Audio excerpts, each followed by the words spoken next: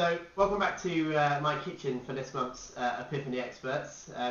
For this particular update, I really want to go over, give another big update on Facebook. Now, it's probably been a few months since I talked about Facebook last, and really within that time, I feel like a lot's changed. There's been some new developments that they've launched.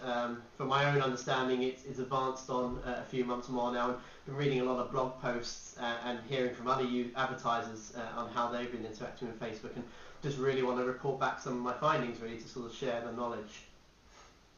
Okay, so I've got a few topics that I want to cover this month, and the first being Facebook conversion tracking. Now, it is still in beta, but we've been using it with a number of our own clients, and Facebook have launched their own version of conversion tracking, which is very similar to, say, Google AdWords version of conversion tracking. Just need to add that onto the thank you pages, just as they normally would. But the benefits here are that you can see conversions obviously within Facebook now. It doesn't need to necessarily be tagged up in analytics.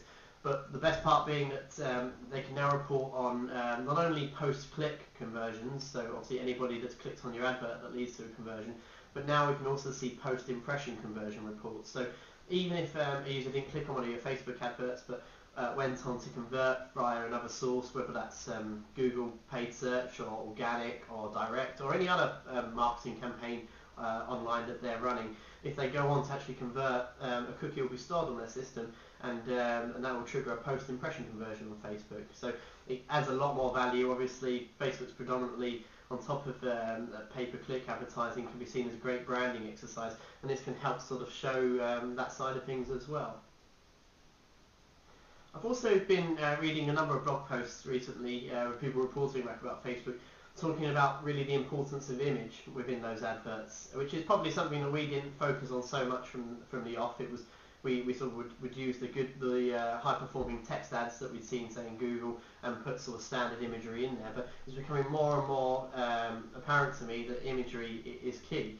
Now, a particular blog post that I read talks about a survey that Google used a company called Millward Brown to run in 2004. That was all centered around how important images are to users. Now, I've just got some stats on that here, and Millward Brown got 2,000 people and showed them random image ads and told them to click on what they liked. More than 10,000 ads were clicked on, and the results were as follows.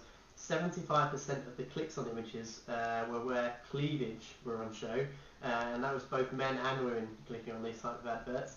10% of clicks came from recognizable brands, another 10% came from blended images, and then the rest was just a sort of a mismatch of everything else. So again, I'm sure we all know that sex sells, but it does seem to show that certain images will trigger clicks more than others, so it's a very important factor to look at. Just staying on that topic, I've also heard from many advertisers that sort of I've read feedback from them via blog posts or interacting with them on Twitter, that many also see imagery as a very important factor in improving click-through rate and conversion rates on Facebook.